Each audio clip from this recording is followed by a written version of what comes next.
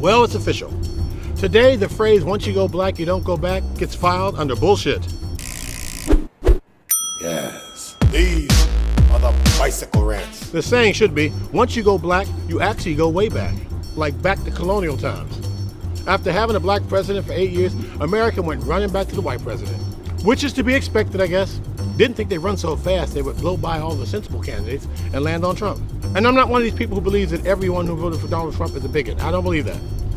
I do believe that if you voted for Trump, you are friends with a few bigots. If I was in a situation where I needed to find a bigot in a hurry, I'd find the nearest Trump supporter and go through their cell phone. I bet I'd run across a couple. I'm not knocking the Trump supporter. The Trump supporter is a special breed of supporter.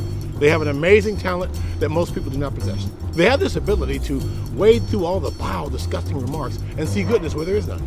After the second debate, we started to realize that there was very little that Donald Trump could have did that would cause his supporters to stop supporting him.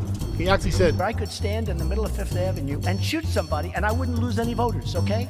He started a presidential debate about the size of his dick. And he referred to my hands. If they're small, something else must be small. I guarantee you there's no problem. I guarantee. If Obama would have even hinted that he had a dick while he was in office, they would have tried to impeach him. If he had stood up too straight, we'd have heard about it. Meanwhile, Donald Trump was on tape saying he can grab a woman by the pussy. Didn't bother his supporters one bit. Put him in office anyway.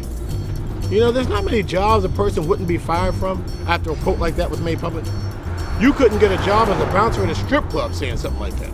I see here it says you like to grab women by the pussy. I'm not sure we can use you in this organization. Your job would be to keep the pussies from being grabbed. You do understand that.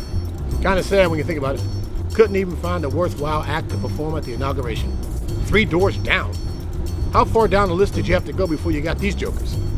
Here are the people who turned them down. You may know some of these names. Kanye West, Justin Timberlake, Bruno Mars, Katy Perry, Garth Brooks, Andrea Bocelli, Kiss, Celine Dion, David Foster, the Washington, D.C. area high school marching bands, all of them. And we all know that Donald Trump didn't actually win the election. He lost by almost 3 million votes. I guess it's appropriate that the band 3 Doors Down is playing. Maybe they'll play their hit song, I'm a Loser. People say he's honest. I admire his honesty. How the fuck is he honest? The man lies about everything he says.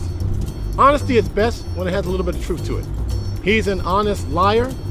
Trump, the sincere fabricator.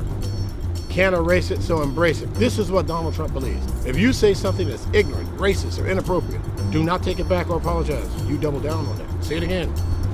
And mean it this time. Mexicans are rapists. What'd you say, Donald? I said all Mexicans are rapists. Just as the initial shock of hearing what he says is about to sink in, you go on Twitter and see, oh my God, you see something worse? Every day for the past 14 months, that's what we've been going through. Did you hear what he said? 10 minutes later. Did you hear what he just said? Dig your heels in and get behind your ignorance. That's one thing that Donald Trump supporters have proven. They have proven that ignorance without support is just a dumb thought or a comment that goes away. But ignorance with support behind it, ha-ha! Now you can make ignorant history. He claims all he wants to do is make America great again. And I'm all for that, I am. But before we start this little project, we need to pinpoint the exact moment that America stopped being great. Let's see, when was that? Was it when gays were allowed to get married? Was it when everybody had affordable health care? Was it when we had our first non-white president ever? When did it all fall apart? Oh yes. Was it today? These are the bicycle rants.